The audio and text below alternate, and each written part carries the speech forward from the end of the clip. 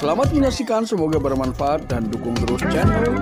Saya katakan ya, ketika seseorang sedang menjalani sebuah pertimbangan, biasanya memang dia lebih vokal ya, lebih pandai berbicara. Entah itu yang ia sampaikan ini untuk menutupi apa yang sedang ia lakukan, untuk mengalihkan perhatian, atau memang itu sengaja dilakukan memang untuk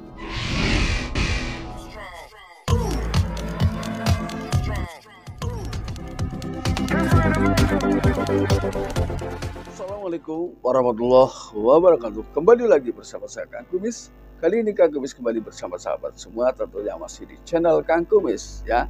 Pada kesempatan kali ini Kang Kumis ingin membahas mengenai beberapa hal ya, atau beberapa tanda yang memang mengarah ya, bahwa seseorang ada kemungkinan sudah melakukan perselingkuhan secara lebih dalam ya, maksudnya seperti itu.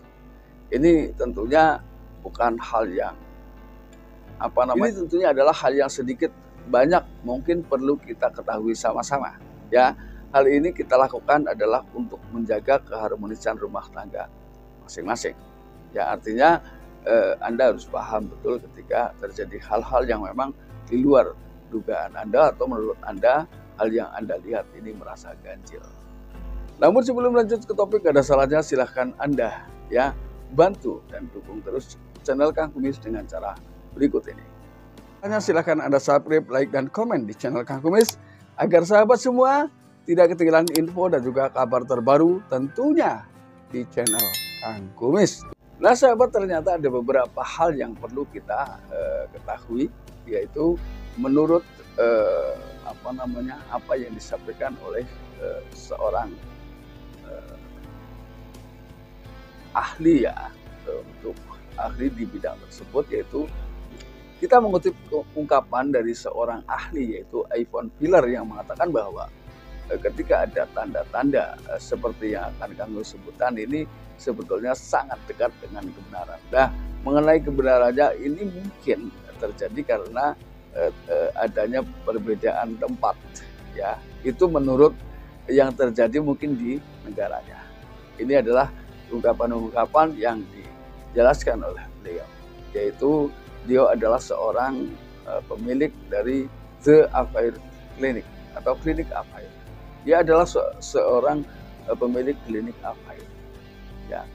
Mudah-mudahan ini juga bisa membantu sahabat semua. Namun apapun itu, tentunya kita harus lebih melakukan hal-hal ini lebih berhati-hati ya, karena di sini kebenaran harus mampu kita perlihatkan atau kita ungkap. Yang pertama, ketika seseorang diam-diam sedang melakukan perselingkuhan yang jauh lebih dalam mungkin ya, ini dia lebih cenderung ke permasalahan peningkatan aktivitas seksual. Ini menurut apa yang disampaikan oleh Yvonne Filler ya. Yvonne Filler menyatakan seperti itu.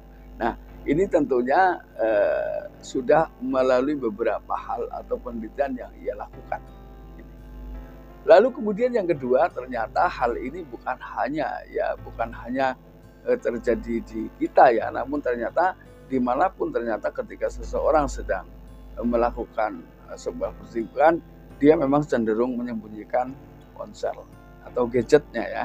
Jadi dia tetap menutup rapat aktivitas terbarunya ya, yang menurutnya adalah aktivitas yang ia rahasiakan atau siapapun tidak boleh tahu menurutnya. Maka ia jadi lebih berhati-hati dengan hal itu, atau berhati-hati dengan ponselnya. Ini adalah tanda yang kedua. Kemudian tanda yang ketiga menurutnya itu adalah menjadi lebih banyak omong atau lebih cerewet. Jadi mungkin saya katakan sebelumnya, sering saya katakan ya, ketika seseorang sedang menjalani sebuah pertimbangan, biasanya memang dia lebih vokal ya, lebih pandai berbicara. Entah itu yang ia sampaikan ini untuk menutupi apa yang sedang ia lakukan, untuk mengalihkan perhatian, atau memang itu sengaja dilakukan memang untuk itu. Lalu kemudian yang keempat, terjadi banyak perubahan rutinitas yang tidak lagi seimbang.